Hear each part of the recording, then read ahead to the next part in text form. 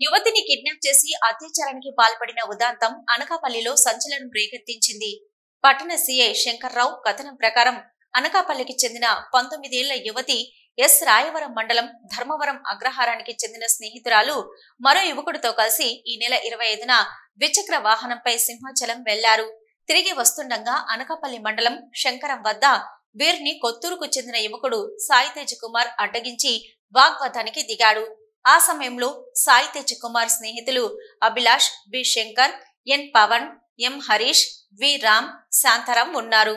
వాగ్వాదం జరుగుతున్న సమయంలో అనకాపల్లికి చెందిన యువతి మనస్తాపానికి గురై ఏలేరు కాలువలో దూకారు.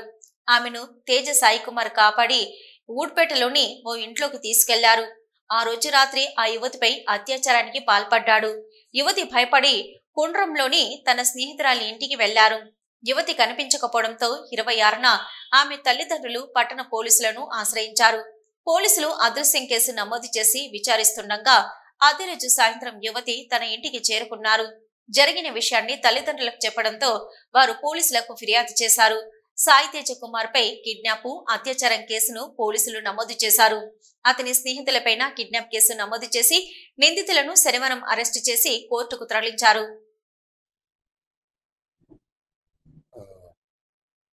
పెందుర్తి పోలీస్ స్టేషన్ పరిధిలో గత 18వ తారీఖున ఒక కిడ్నాప్ కేసు అనేది మైనర్ బాలికని కిడ్నాప్ చేసే సంఘటన ఒకటి జరిగింది.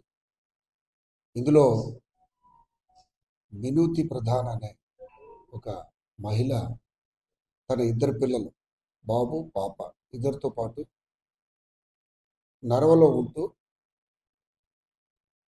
హరిజన జగేపాలెం పక్కన నరవ దగ్గర ఆవిడ నివసిస్తూ ఆ పక్కనే షీలానగర్లో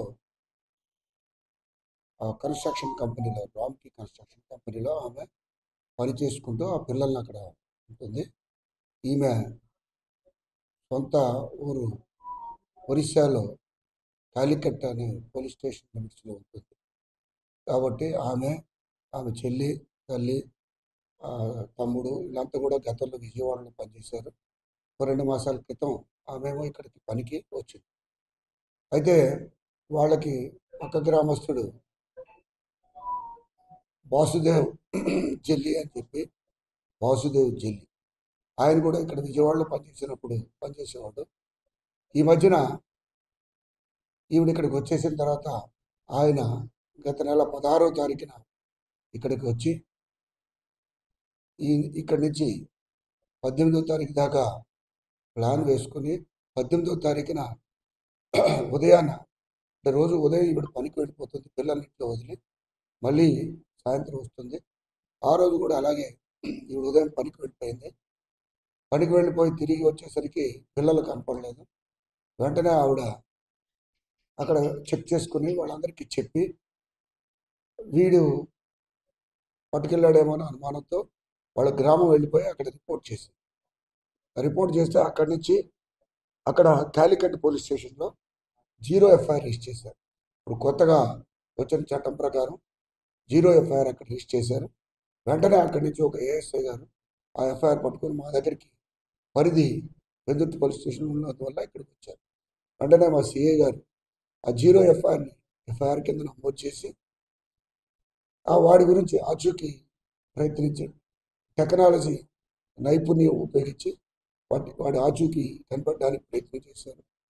వాడి ఉత్తరప్రదేశ్ మీర్పూర్ పరిసర ప్రాంతాల్లో తిరిగాడుతున్నాడని తెలిసి వెంటనే సింహాచలం అనే ఎస్ఐ గారిని స్పెషల్ టీం ఏర్పాటు చేయడం జరిగింది.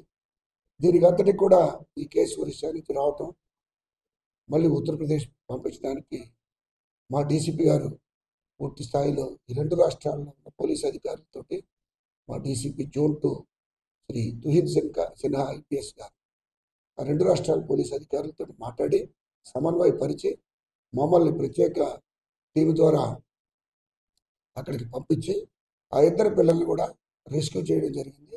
ఆ ముద్దాయిని కూడా అరెస్ట్ చేయడం జరిగింది.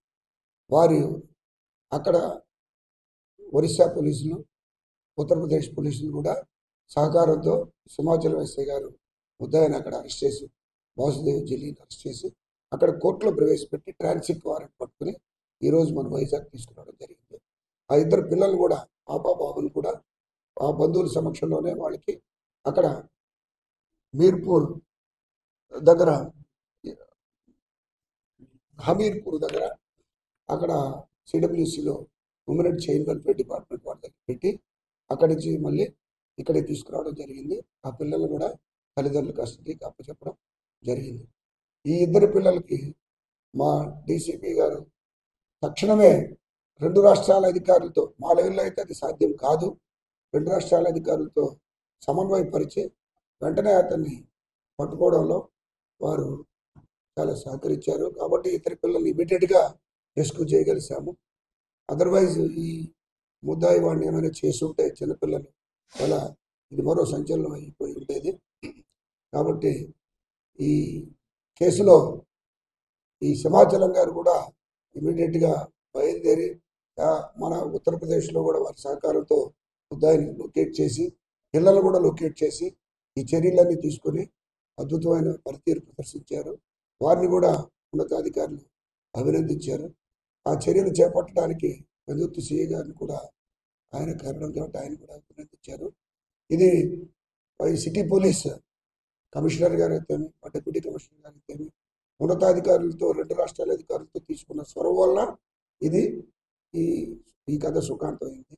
కాబట్టి ఇటువంటి కేసుని ఛేదించడం విశాఖపట్నం సిటీ పోలీస్కి మరొక మంచి పేరు తీసుకొచ్చే సంఘటన.